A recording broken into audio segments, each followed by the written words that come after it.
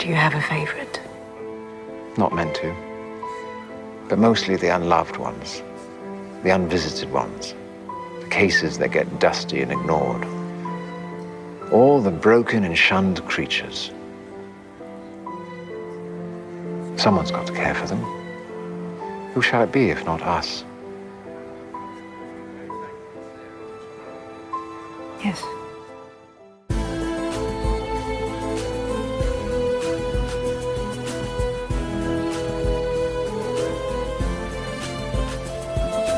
Welcome to Rune Soup, a weekly podcast about magic, culture, and the very best new and old ideas for living in this world. Coming to you from 43 degrees south on a small farm in deepest Tasmania. My name is Gordon, and I shall be your host. The August, September, October solo show? Let's just call it the next solo show. And I'm going to try something different, although maybe you won't notice that much of a difference. But the notes I typically use to read off are going to be, they are necessarily a bit more fragmented for this challenging topic. And it's and I got to be honest, it was the same thing with the newsletter. The newsletter and last month's solo show got caught in, I guess, the same creative constipation, sort of stuck behind my general dismay, not in the events of the world. The world's going to do what the world is going to do, right? But in many of the reactions that I have seen to the events of the world. Admittedly, I am referring to online reactions. Having just spent a month meeting so many of you face-to-face, the sanity in real life is far more evident. So that's one of the many good news pieces. As with these things, the solo shows, when we talk about this kind of stuff, challenging stuff, it will always end on the up. It is a song for the lonely, right?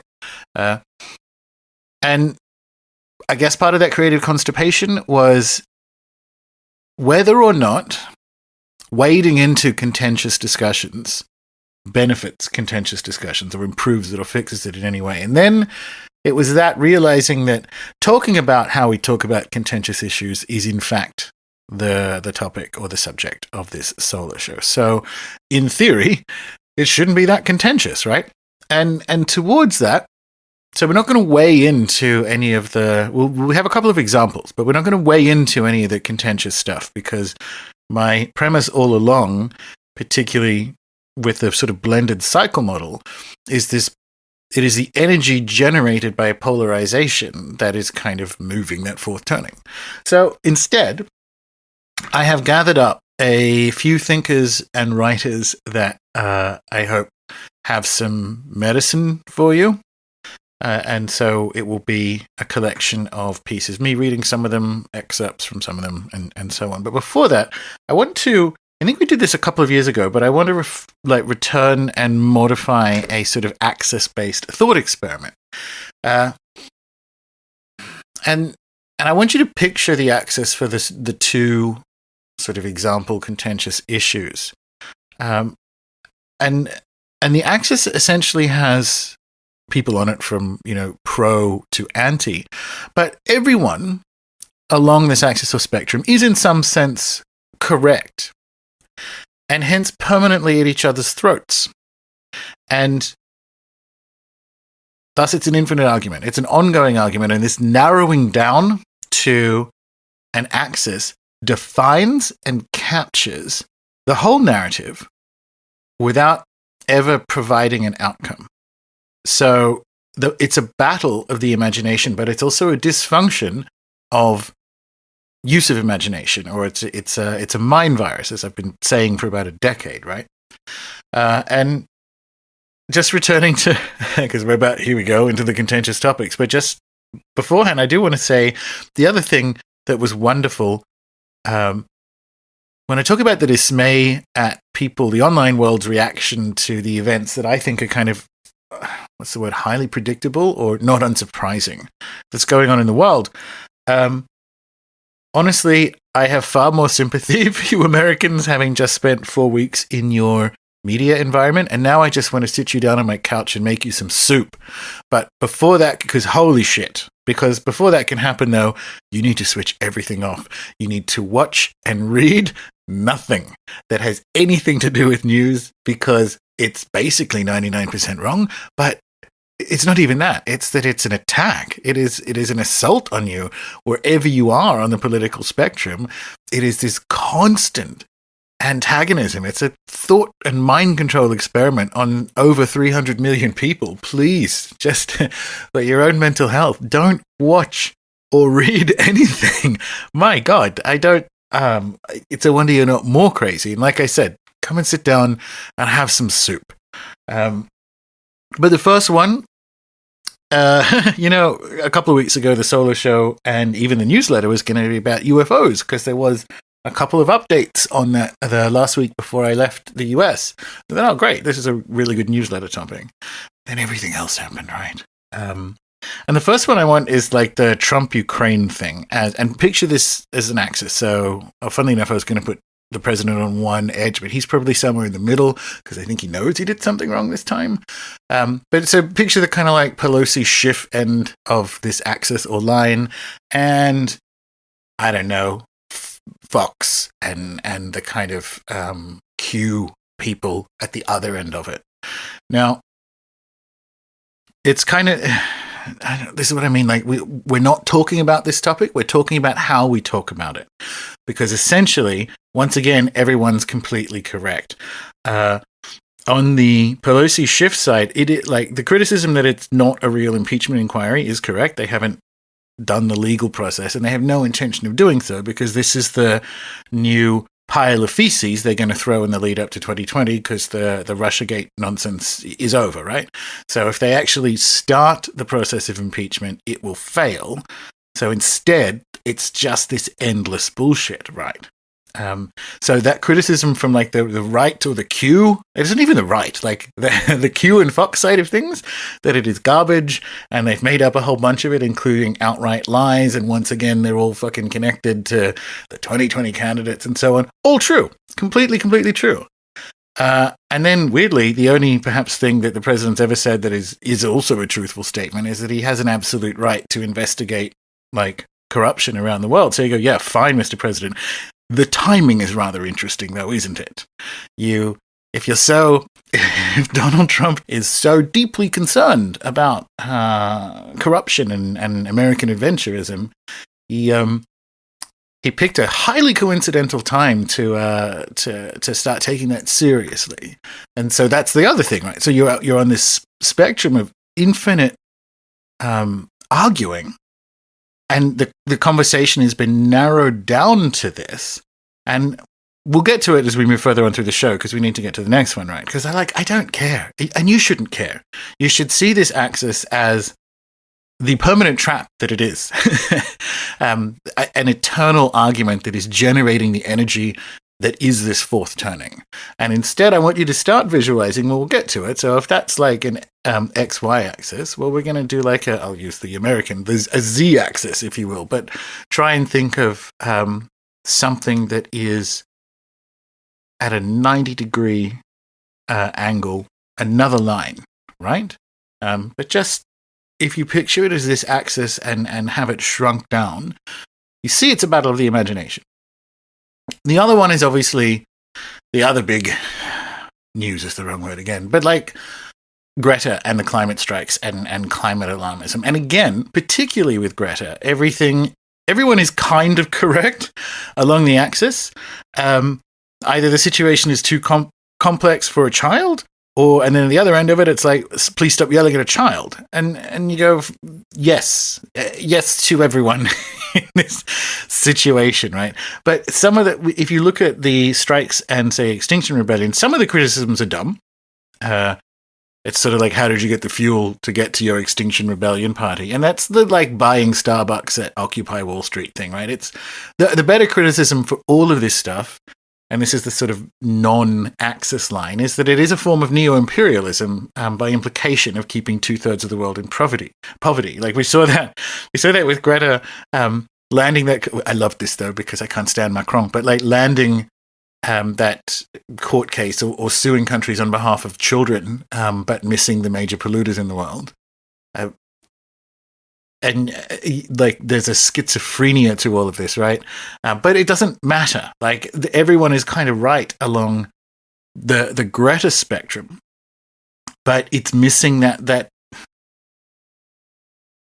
arguing left to right, and I don't mean that in a political sense. I mean arguing along the two dimensions of that line around, like, the person, the Greta itself, if you will. Is a narrowing and capturing of a narrative, because, and here's the thing, like, people forget, well, maybe you don't, one of the people, so a friend of 20 years, caught up with him in New York, and the statement that, you know, there are the same powers behind Greta are the same corporate global powers behind the TPP. And I know that because one of my friends is literally like a New York-based Greta handler for this stuff. Like, so we're out drinking doing this, right? And as a result, and why I'm bringing this up is climate alarmism is neither science nor environmentalism. And the science bit we'll get to a little bit later, but climate alarmism isn't environmentalism. And it was my friend who said that, because we were there having drinks, and inevitably Greta came up because she'd just landed at the same time, right? And so I started talking about other carbon mitigation things that emerged from my corner of the world, right? So keyline ripping the American grasslands and Alan Savory style intensive herbivore management. So it's actually more meat rather than less improves the carbon capture of pasture, as does keyline ripping. So you can actually sink all that apparently excess carbon.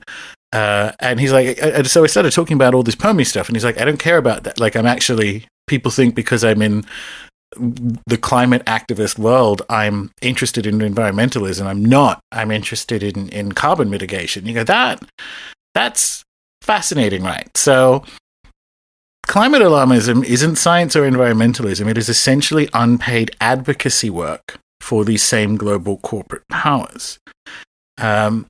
And again, you don't have to take my word for it. Venerable battle axe F. William Engdahl has done the paperwork on the funding behind these groups, and I'm not going to link to it because, like I said, I don't care. But this is the kind of emerging out of having a tangential axis story, particularly if you're listening to a Chaos Magic podcast. You shouldn't need reminding that a centralizing, totalizing mononarrative is the enemy in all of these cases. And just like, how to explain this? I guess it also makes it worse, right? Even if you are an alarmist, this process, this staying on that two-dimensional spectrum of being permanently at each other's throats makes it worse. I'm going to tell you, I'll use the Australian election as an example. But first, two things. And this isn't one of the quotations. Well, it's a quotation, but it's not one of the three excerpts, if you will.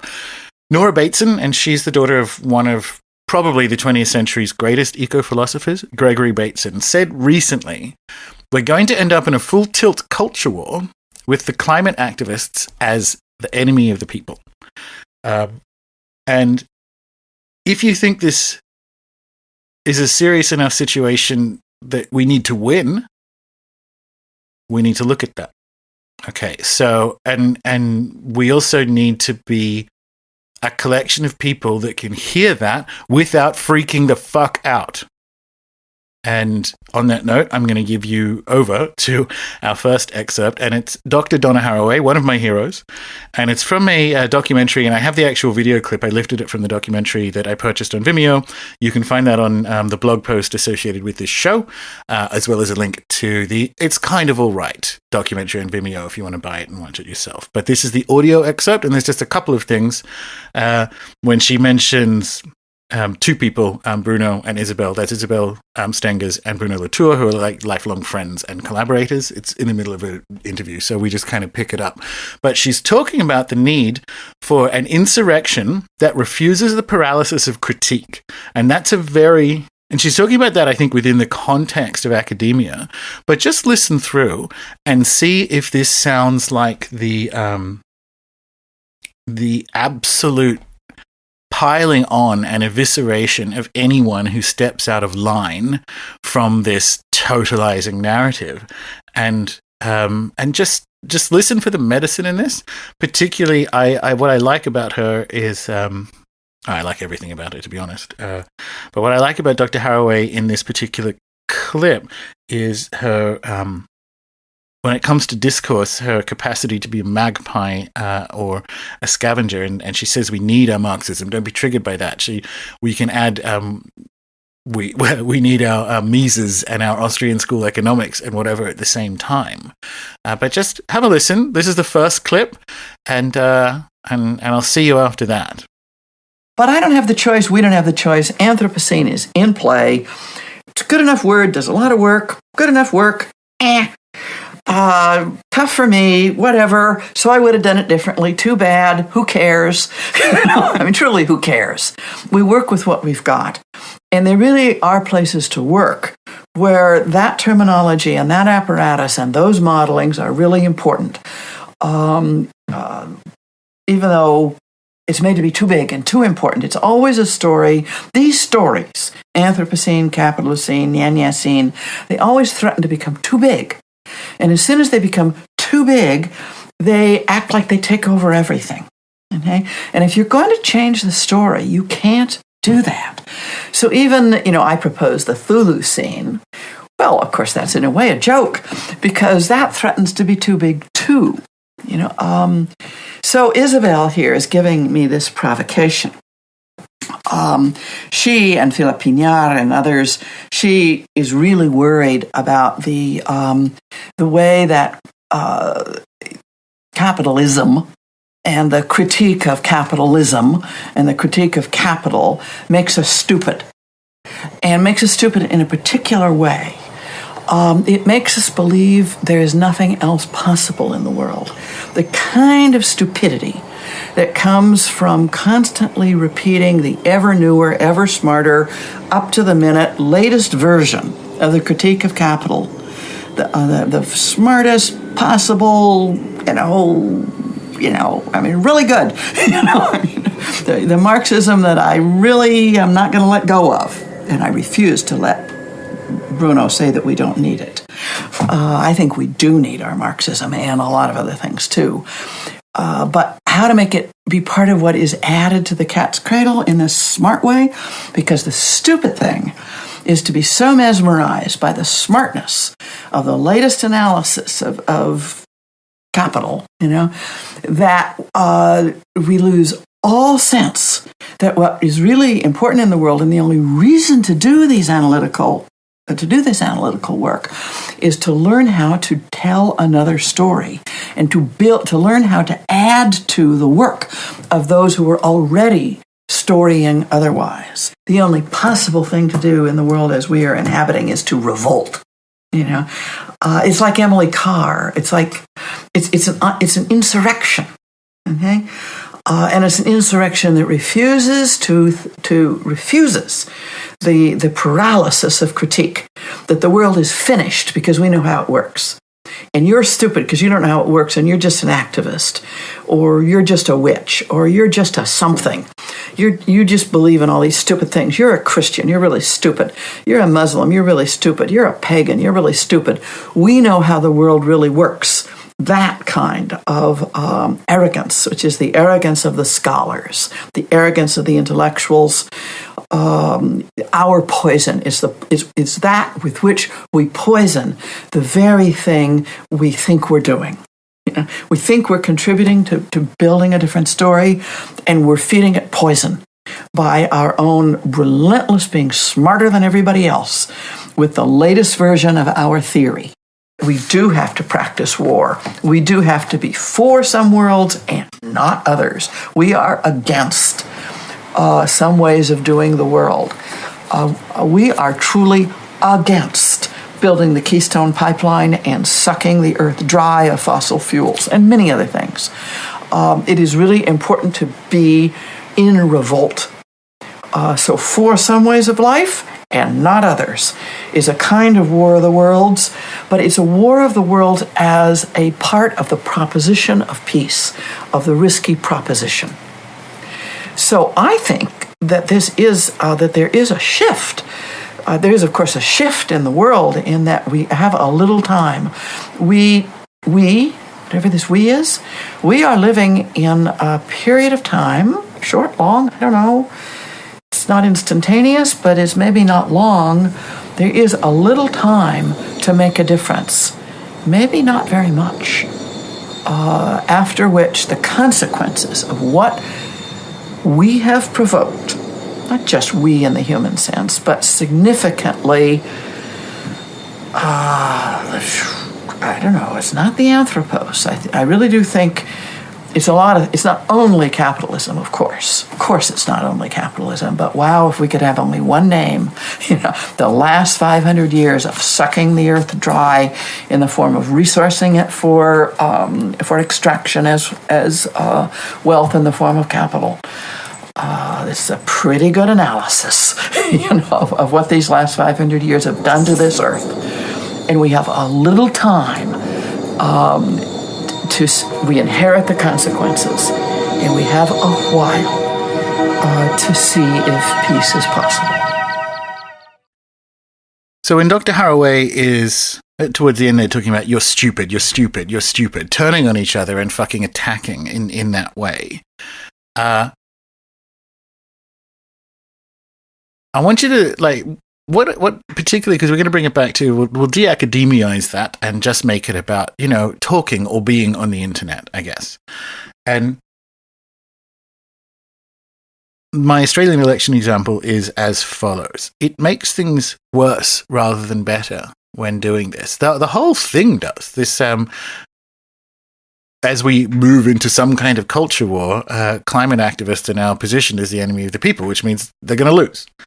And it's probably a thing that should be the winning side, as long as it's not at the unpaid behest of the same global corporate powers behind the TPP, which it currently is. Anyway, so the Australian election is kind of, for most of you who are outside of Australia, our sort of Trump moment happened kind of in the last election, except it wasn't a raging narcissist. It was someone who is so incandescently unimpressive. He is the lit magnesium of unimpression. And if you saw that news article or bit of the news cycle, I think it was last week, where the Australian Prime Minister was in Washington visiting Trump and giving money to NASA, you would have seen how deeply unimpressive. You're dealing with a narcissist. We're dealing with someone who's just so unimpressive. You can't look at him. It's like the sun. Anyway, no one thought he was going to get back in.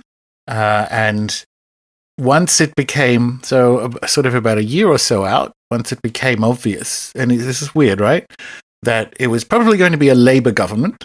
This is where the kind of the international powers behind the something must be doneism and climate alarmism decided it was the election was going to be, in their words, a referendum on Australia's approach to climate change, which is to say, because Labour was going to win, it meant the country was on board with all of these complete reorganisation and re-engineering of the country and the tax system and how power works or doesn't, as in the case of several states that have gone a little bit further along down that line. And they lost. And there's minutiae in that. So once again, you have climate alarmists, which is a very urban hobby, going out into depressed regional areas where the only jobs are in mining and trying to get that shut down. And that's literally essentially what lost the election. But it's more than that, because I obviously watch this stuff with, I guess it's a job, but I watch this stuff because it's my job. And the post-analysis was sort of the same, and the same kind of wrong that happened with 2016 in the US, which is, I guess we are in a liberal bubble. That word doesn't quite work in the case of Australia, because our right-wing party is called the Liberal Party, but it doesn't matter. You know what I mean? It's I guess we're in the Australian version of the coastal elite, New York Times reading bubble, although none of that stuff is demographically the same for us because we all live on the coast. But it isn't that people who are centrists are in a, like centrist pseudo-leftists are in a bubble. It's that no one around them wants the drama of disagreeing with them, so they just shut the fuck up. And so it's not that you're in a bubble where you're only surrounded by people who agree with you. It's way more paranoid than that. It is your friends and family, a good chunk of them, perhaps even a slight majority, don't agree with you, and they just don't need the fucking drama of saying, no, I don't think that's, I don't see how a rounding error on a country's, like a tiny country's carbon output is worth crashing an economy. They won't say that because the rest of the people at this different barbecue to my usual Psy barbecue don't need the drama. And that is exactly what happens when pollsters ring and say, who are you going to vote for? I told you this in the newsletter, like in the lead up and after the 2016 election. Everyone said Clinton. No one did. Same thing in Australia. And it was weird. It was my father who, because he was quite alarmed at some of the changes that the potential Labour government was going to bring in, not from an environmental perspective, but some of the economic ideas were actually batshit. But he was so, like, he actually did the democratic thing. Maybe not for the side we would pick, or who cares? Like, I don't pick sides anymore. Fuck it. But he actually participated. He joined the party. He canvassed. He handed things out on election day. There are ways you can do that. I don't know. It's different in different countries. But I was talking to him because I had to vote early because I was up doing permaculture business in the north of the island. And so I called him on the road. And he said, I actually think, because this was the same kind of like when the New York Times was like 99% Clinton's going to win. I said, well, I just wanted to ring. This is me talking to my father to actually, and I meant this, to genuinely congratulate you on participating in democracy, right? And he says, I think we're going to win. And I'm like, wow, okay. And he was right, but he was there at the coalface seeing it as well. And this is what I mean by it making it worse. If we stay on this shrill at each other's throats axis, most people don't need or want the fucking drama and shut up. So again, this is a battle of imagination, and it's a battle of tactics. And if you are an alarmist, I kind of feel like that means you should want to win, right? And I don't think this is the way. I don't think this is the way of getting to said win. Now, I want to move now to, I guess, let's move it into the positive of the things we actually can do, because the Utopiain't imaginal responsibility title for this show has a lot to recommend it from an uplifting point of view. Like if being at each other's throats isn't going to be it, if yelling at people on Twitter who don't agree with you isn't it, what a fucking shock, then maybe there's something else.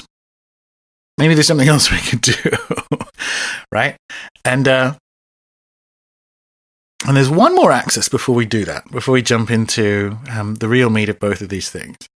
The opposite of this pseudo-radicalism, because again, if you think, I can't understand why you'd be listening to this show if you think something like climate strikes and Greta is a spontaneous uprising rather than what everything else is when it involves the UN and so on, a global corporate arm. It doesn't mean, and this is why why we need to talking about contentious things. That doesn't mean the underlying issues aren't a reality. It just means that this is a manufactured discourse. So the opposite of that pseudo-radicalism, because it is actually neoliberal centrism, because you are out there agitating for more supranational corporate powers. It's literally neoliberal centrism, right? And neoliberal imperialism. So, like, by definition, that can't be the opposite of that. So if we're doing the spectrum thing, can't be moderate centrism. It's not like hey, take it easy. Like it's just people acquiescing to neoliberalism at different decibels, right? So I want to push both of them in your head to one side of this next axis. The pseudo-radicalism and the moderates who are like, hey, be easy. It's the same thing. It's still neoliberalism, right? So what's on the other side of it then? And this is the other reason why the show took a while to put together. Because the other end has decentralism, obviously, but that's not enough. And it has pacifism and non-interventionism, but that's not enough. And so I'm inventing a term. I think you'll like it. I think the opposite of all of that is Le Guinism. I think that is the bundled term with a sufficient haunting for decentralism and pacifism and non-interventionism as an approach. And Le Guinism, kind of mentioned this as above, there's an Aboriginal term, yoro yoro, which means singing the land. If I call it Le Guinism, it is like an easier way for most into this kind of pan-Aboriginal notion of mutual flourishing that I'm going to be banging the drum for some time, right? And with the Le Guinism comes, or with that singing the land yoro yoro idea, is this return of the potency of the imaginal responsibility. And it's not a typo in the solo show. If you haven't read Dr. Haraway's stuff, she talks about multi-species responsibility, and it is her power as a writer that she can do that. So responsibility. So we have a responsibility across species to other species, but we also have a responsibility, the capacity to respond, and respond is a better word than react, right? And we, in particular from an imaginal sense, because this is a battle of the imagination, finding a way outside of this two-dimensional spectrum of each side being permanently at each other's throats, because they're everyone along the define. Okay, I'm just going to make this up as I go along. Well, obviously. But the definition of these kind of spectrums or axes, rather than it be left and right, is I think they spontaneously form when you can find one where everyone along the axis is correct. So I don't have that in my notes, but I like that because that covers the Greta phenomenon, that covers the Trump-Ukraine phenomenon. Everyone along the spectrum is correct, and that's why it is an eternal argument, because it is a deeply emotive issue with a lot of power and money involved. And, like, why would you give up if you were correct? But everyone is correct, and thus, imagination battle, right? Imagine bigger. Okay. So, inevitably, if Le Guinism is what I think is on the other side of the axis to what is, I think, the better way of being in that imaginal responsibility, the next excerpt is, of course, like literally an entire Le Guin essay, as I've done before.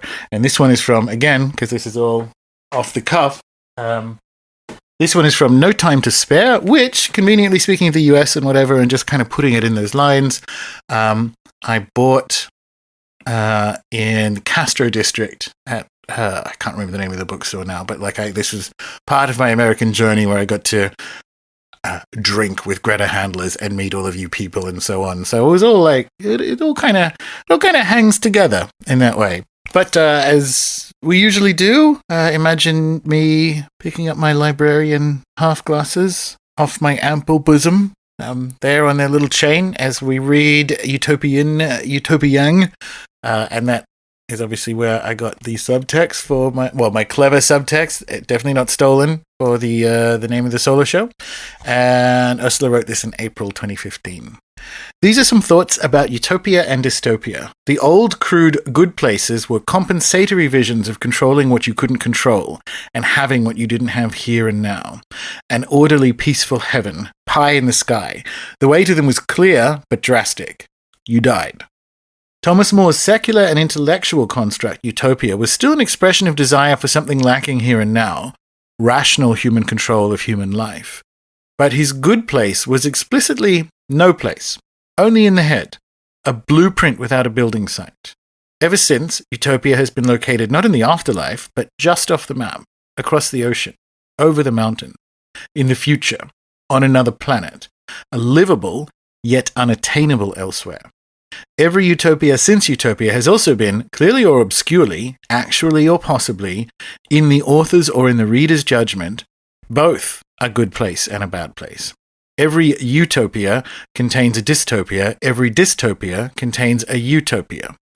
For people who find this essay afterwards online, she does this thing where for when she talks about utopia, she will spell utopia as the blend as an E-U-T-O-P-I-A, which she's doing in this, just for people who are sticklers. It's a clever idea. In the yang, yin, or yang-yin symbol, each half contains within it a portion of the other, signifying their complete interdependence and continual intermutability. The figure is static, but each half contains the seed of transformation. The symbol represents not a stasis, but a process. It may be useful to think of utopia in terms of this long-lived Chinese symbol, particularly if one is willing to forego the usual masculinist assumption that yang is superior to yin, and instead consider the interdependence and intermutability of the two as the essential feature of the symbol. Yang is male, bright, dry, hard, active, penetrating. Yin is female, dark, wet, easy, receptive, containing. Yang is control, yin, acceptance. They are great and equal powers. Neither can exist alone, and each is always in process of becoming the other. Both utopia and dystopia are often an enclave of maximum control surrounded by a wilderness. As in Butler's Erewhon, E.M. Forster's The Machine Stops, Zamyatin's We. Good citizens of utopia consider the wilderness dangerous, hostile, unlivable. To an adventurous or rebellious dystopian, it represents change and freedom. In this, I see examples of the intermutability of the yang and yin, the dark, mysterious wilderness surrounding a bright, safe place, the bad places, which then become the good place, the bright, open future surrounding dark, closed prison, or vice versa. In the last half-century, this pattern has been repeated perhaps to exhaustion, variations on the theme becoming more and more predictable or merely arbitrary. Notable exceptions to the pattern are Huxley's Brave New World, a eudystopia in which the wilderness has been reduced to an enclave so completely dominated by the intensely controlled young world state that any hope of its offering freedom or change is illusory. Pay attention. And Orwell's 1984, a pure dystopia in which the yin element has been totally eliminated by the yang, appearing only in the receptive obedience of the controlled masses and as manipulated delusions of wilderness and freedom. Yang, the dominator, always seeks to deny its dependence on yin. Huxley and Orwell uncompromisingly present the outcome of successful denial. Through psychological and political control, these dystopias have achieved a non-dynamic stasis that allows no change. The balance is immovable, one side up, the other down. Everything is yang forever. Where is the yin dystopia? Is it perhaps in post-Holocaust stories and horror fiction with the shambling herds of zombies, the increasingly popular visions of social breakdown, total loss of control, chaos and old night? Yang perceives yin only as negative, inferior, bad, and yang has always been given the last word. But there is no last word. At present, we seem to only write dystopias. Perhaps in order to be able to write a utopia, we need to think yinly. I tried to write one in Always Coming Home. Did I succeed? Sidebar, yes. Is a yin utopia a contradiction in terms, since all the familiar utopias rely on control to make them work, and yin does not control? Yet it is a great power. How does it work? I can only guess. My guess is that the kind of thinking we are at last beginning to do about how to change the goals of human domination and unlimited growth to those of human adaptability and long-term survival is a shift from yang to yin, and so involves acceptance of impermanence and imperfection, a patience with uncertainty and the makeshift, a friendship with water, darkness, and the earth. Anyway, I miss her. But Dr. Haraway was actually friends and colleagues, mostly friends, with Ursula while she was alive. And so there's a lot of Le Guinism in Dr. Haraway's work, right? And in fact, when she was, there's a little reference, too long to go into now, in the excerpt that I shared that the eagle-eyed will pick up on as being a Le Guinism, right? Now, in that clip, Dr. Haraway goes into the idea that the Anthropocene and the capitalist scene are too big right? It's a totalizing young narrative, and staying with the trouble, which is the name of the book that it comes from, or the name of the notion and book that it comes from, which we explore in tremendous detail in the Magical Geography course, if you haven't been through it, is much more the way towards a heterodox yin utopia, right? And that's kind of that's how I can situate in some sort of overlap Yoro, mutual flourishing, and this kind of Le Guinism. I hope that I've demonstrated that it seems to me the best way to this mutual flourishing is to operate from this sort of drive towards utopianism rather than the destructionism of all of these other narratives on that narrowing axis, right? Because again, from a tactical perspective, even if you are a climate alarmist, right, the best way to achieve averting the apocalypse you think is coming in 10.5 years from now, or next year in Germany, or if you think the Arctic was ice-free in 2008, or British school children not seeing snow from 2012, you see what I mean about we can do better than alarmism, we can do science, right? But even if that's the case, from a tactical perspective, if we're losing cultural support from the idea that humans should probably be in a different relationship with the more than human world to the one we currently have, this is what I mean. I'm caught in some kind of infinite loop here where this seems to be the way to do it. And with that, we have a final excerpt as to kind of backing that up almost, or echoing it from a direct action perspective. And it is the great David Graeber. And this is a quotation from an essay that was recently published online, which will be in the show notes if you are listening to this and you are out and about. But begin quotation. Those wishing to subvert the system have learned by now from bitter experience that we cannot place our faith in states. The last decade has instead seen the development of thousands of forms of mutual aid association, most of which have not even made it onto the radar of the global media. They range from tiny cooperatives and associations to vast anti-capitalist experiments, archipelagos of occupied factories in Paraguay or Argentina, or of self-organized tea plantations and fisheries in India, autonomous institutes in Korea, whole insurgent communities in Bolivia, associations of landless peasants, urban squatters, neighborhood alliances that spring up pretty much anywhere that where state power and global capital seem to temporarily be looking the other way. They might have almost no ideological unity, and many are not even aware of the other's existence, but all are marked by a common desire to break with the logic of capital. And in many places, they are beginning to combine.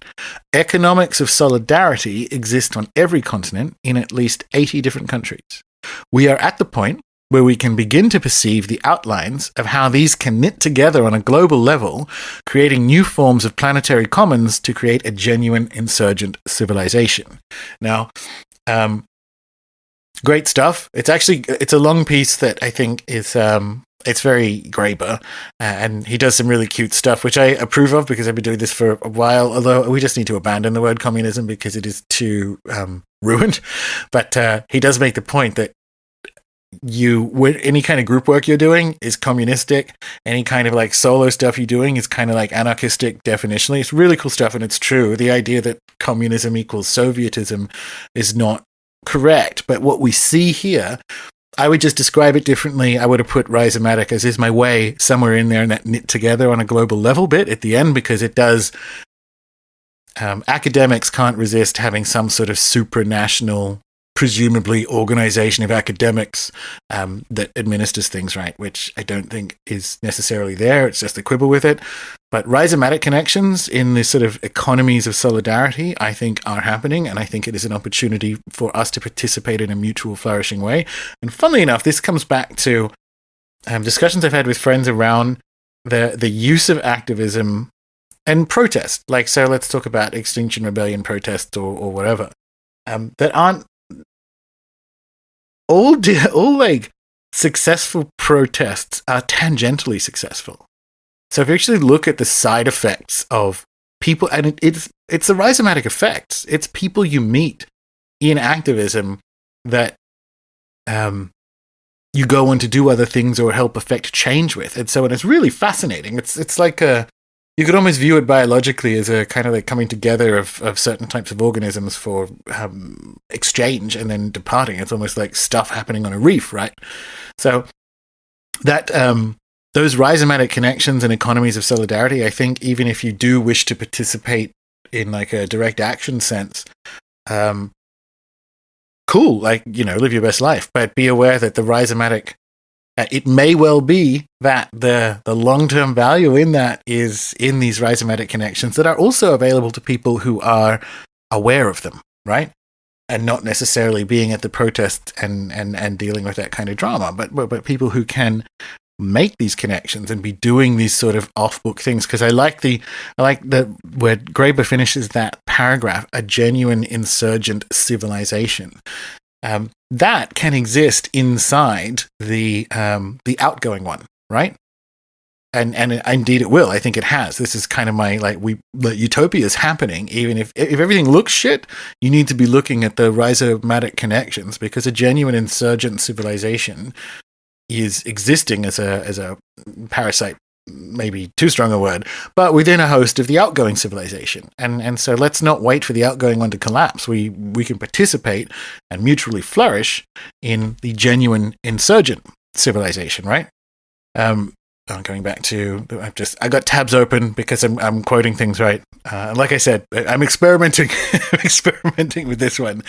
But that's the final one of these. Utopianism isn't living in a state of utopia or pretending that you do. That's the bit. I think people sneer at it because they think it's naive. It's not naive. It's coming back to Ursula, like when people would criticize fantasy as not being real. This is the trajectory of fantasy is toward freedom.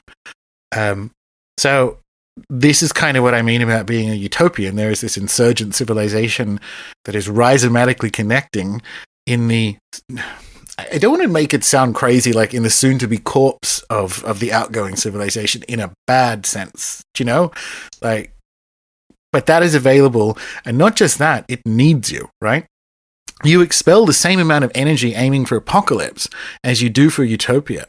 Perhaps less aiming for utopia, actually. It's probably a more energy efficient thing to do. So there's like literally no argument